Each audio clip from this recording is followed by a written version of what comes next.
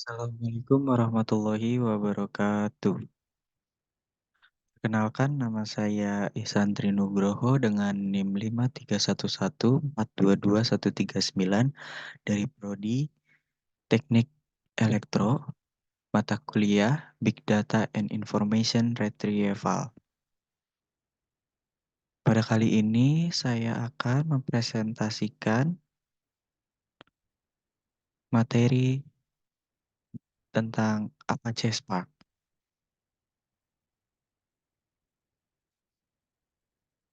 Oke, yang pertama itu pengertian dari Apache Spark.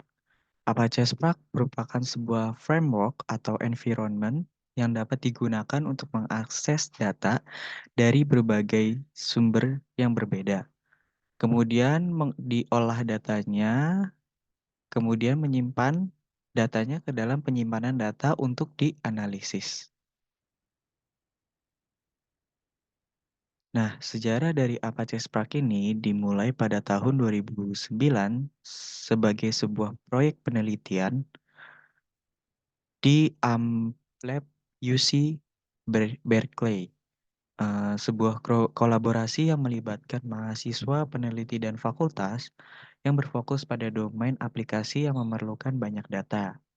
Nah, tujuan Spark ini adalah membuat kerangka kerja baru yang dioptimalkan untuk pemrosesan interaktif cepat seperti machine learning dan analisis data interaktif, sambil mempertahankan skalabilitas serta toleransi kesalahan Hadoop MapReduce.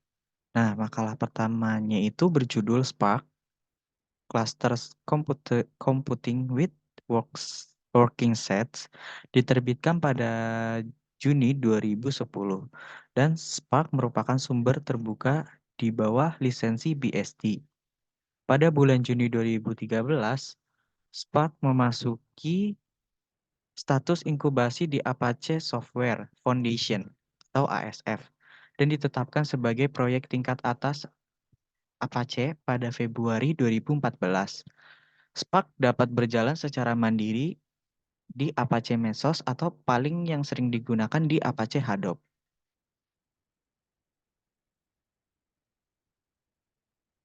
Kemudian fitur Apache Spark. Yang pertama itu performanya lebih cepat dibandingkan framework eh, eh, pemroses lebih di- lebih cepat dibandingkan framework pemrosesan data tradisional. Kemudian yang kedua itu mudah digunakan. Aplikasi pengolahan data yang dibangun dengan Spark dapat dituliskan dalam bahasa pemrograman seperti Python, R, Java, dan Scala.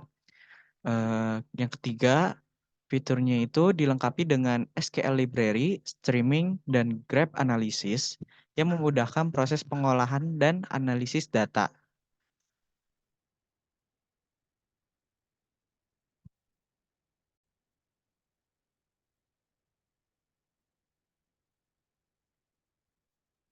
Selanjutnya itu manfaat Apache Spark.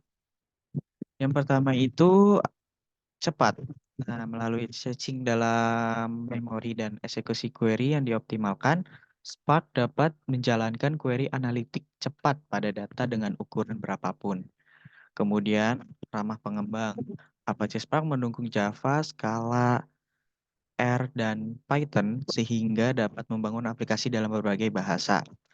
API memudahkan developer karena API tersebut menyembunyikan kompleksitas pemrosesan terdistribusi di balik operator tingkat tinggi, sederhana yang secara signifikan mengurangi jumlah kode yang diperlukan. Kemudian, beban kerja Apache Spark dengan kemampuan untuk menjalankan banyak beban kerja, termasuk query interaktif, analitik, waktu nyata, machine learning, dan pemrosesan grafik. Satu aplikasi dapat menggabungkan berbagai beban kerja dengan lancar. Selanjutnya, beban kerja yang ada pada Apache Spark. Yang pertama, itu Apache Spark Core. Nah, Apache Spark Core adalah mesin dasar untuk pemrosesan data paralel yang terdistribusi skala besar. Library tambahan dapat dibangun di atas Spark Core sehingga memungkinkan beragam pemrosesan seperti untuk stream, streaming, SQL, dan machine learning. Untuk mendukung berbagai aktivitas pemrosesan data, komponen ini berisi fungsionalitas dasar Spark seperti penjadwalan tugas, manajemen memori, interaksi dengan sistem penyimpanan, dan lain-lain. Tanpa Spark Core, berbagai library Spark lainnya tidak dapat dijalankan pada suatu mesin atau server. Kemudian ada Spark SQL adalah library yang mengintegrasikan pemrosesan data relasional dengan Spark Functional Programming API. Nah, library ini mendukung pengolahan data menggunakan query, baik melalui SQL atau melalui bahasa query. If Spark SQL ini menggunakan antarmuka seperti SQL untuk berinteraksi dengan data dari berbagai format seperti CSV, JSON, Parquet, hingga berbagai database engine seperti MySQL dan SQL Server. Selanjutnya, itu ada MLLIB, adalah library yang berisi berbagai macam algoritma machine learning yang ditawarkan oleh Spark. Nah, MLLIB ini menyediakan berbagai function yang dapat dipanggil untuk melakukan pembelajaran supervised maupun unsupervised. Nah, regression maupun classification. Library ini dapat memenuhi kebutuhan analisis untuk melihat pola tersembunyi dari data yang ada setelah data dari berbagai sumber didapatkan dan diolah. Nah, selanjutnya itu ada GraphX. Nah, library ini adalah API Apache Spark untuk menjalankan komputasi grafik secara paralel. Library ini dapat mengolah data yang tersimpan dalam format RDD, Resilient Distribute Dataset, kemudian membuat grafik yang memiliki arah pada setiap vertex atau edge. Setiap vertex dan edge dapat memiliki properties seperti nama, cost, atau jarak, arah, dan menyimpan informasi lainnya yang dibutuhkan. Kemudian ada Spark Streaming. Nah, komponen ini merupakan komponen dari Spark yang dapat digunakan untuk memproses data secara real-time streaming. Nah, streaming ini memungkinkan data yang masuk dapat diolah dan disimpan secara real-time. Spark Streaming ini memberikan fasilitas untuk aplikasi pemrosesan data yang dibangun untuk menggunakan Spark dapat berjalan secara real-time. Spark Streaming akan berkomunikasi dengan sumber data dan tempat penyimpanan data. Sumber datanya dapat terdiri dari satu atau beberapa server aplikasi yang berbeda.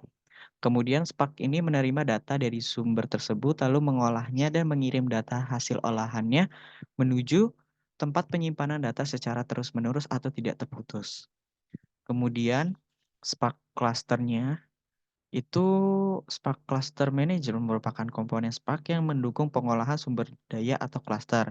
Nah, dari Spark Cluster ini ada beberapa komponennya lagi, yaitu ada Spark Standalone, kemudian ada Apache Mesos, kemudian Apache Hadoop Yarn, dan Kubernetes. Nah, dalam Apache ini ada kasus penggunaan untuk yang menggunakan Apache Spark, yaitu dalam yang pertama itu ada layanan keuangan. Nah, Spark ini digunakan dalam perbankan untuk memprediksi churn pelanggan dan merekomendasikan produk keuangan baru. Dalam perbankan investasi, Spark digunakan untuk menganalisis harga saham guna memprediksi tren mendatang. Kemudian yang kedua itu ada pemeliharaan kesehatan. Nah, Apache Spark ini digunakan untuk membangun perawatan pasien yang komprehensif dengan menyediakan data bagi petugas kesehatan garis depan untuk setiap interaksi pasien. Spark juga dapat digunakan untuk memprediksi atau merekomendasikan perawatan pasien. Kemudian yang ketiga itu ada manufaktur Spark yang digunakan untuk menghilangkan waktu henti peralatan yang terhubung ke internet dengan merekomendasikan waktu untuk melakukan pemeliharaan preventif. Kemudian yang keempat ada retail. Spark ini digunakan untuk menarik dan mempertahankan pelanggan melalui layanan penawaran yang dipersonalisasi. Nah, selanjutnya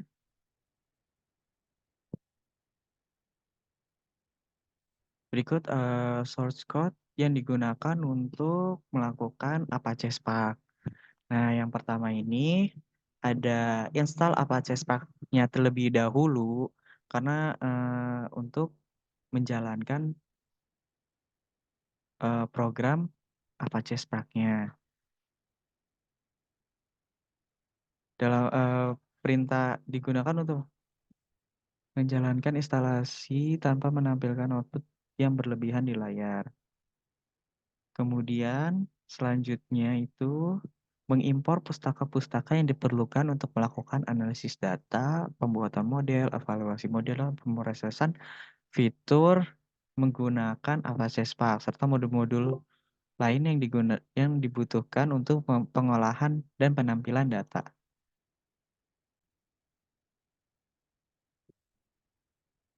Selanjutnya itu pada shortcut berikutnya itu membangun sesi Spark menggunakan Spark Session dalam lingkungan Python. Lalu selanjutnya memulai proses membaca file dengan format CSV menggunakan metode read dari objek Spark Session ya. Nah, penggunaan datanya itu saya menggunakan data bank untuk menganalisis data bank ya. Kemudian data type-nya seperti age menjadi integer, job menjadi string, dan seperti yang ada tampilan berikut ini. Kemudian menampilkan display-nya sebanyak 5 data. Nah, melakukan pengelompokan data berdasarkan kolom balance dan menghitung jumlah record untuk setiap nilai dalam kolomnya.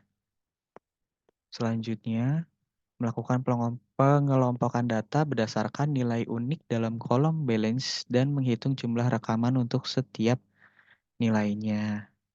Seperti pada tampilan berikut ini. Kemudian melakukan hasil analisis statistik yang dengan dataset yang diproses.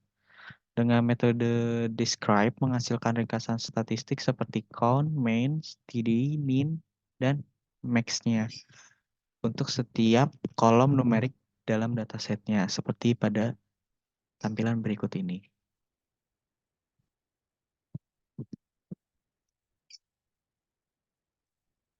Selanjutnya melakukan indexing string pada kolom balance dalam dataset menggunakan kelas string indexer dari Apache Spark seperti tampilan berikut ini. Selanjutnya membuat data frame baru yang disimpan dan memasukkan data yang kuantitatif. Jadi untuk melakukan shortcut ini diharuskan memilih data yang kuantitatif dalam bentuk data kuantitatif. Kemudian selanjutnya seperti pada layar berikut.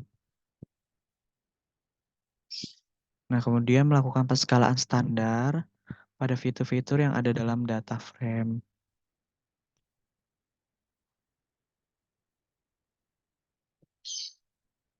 Kemudian memodelkan decision tree-nya dan menghasilkan decision tree classification-nya itu dengan akurasi sebesar 2,63%.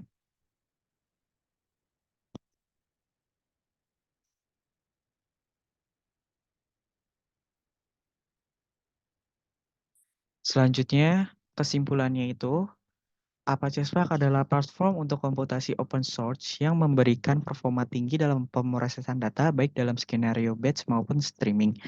Dengan kemampuan analisis yang luas seperti pemrosesan streaming, analisis mesin, query SQL, dan analisis grafik, dengan skalabilitas yang kuat, Spark dapat dengan mudah disesuaikan dengan berbagai ukuran data, dari satu mesin hingga ribuan node dalam sebuah cluster.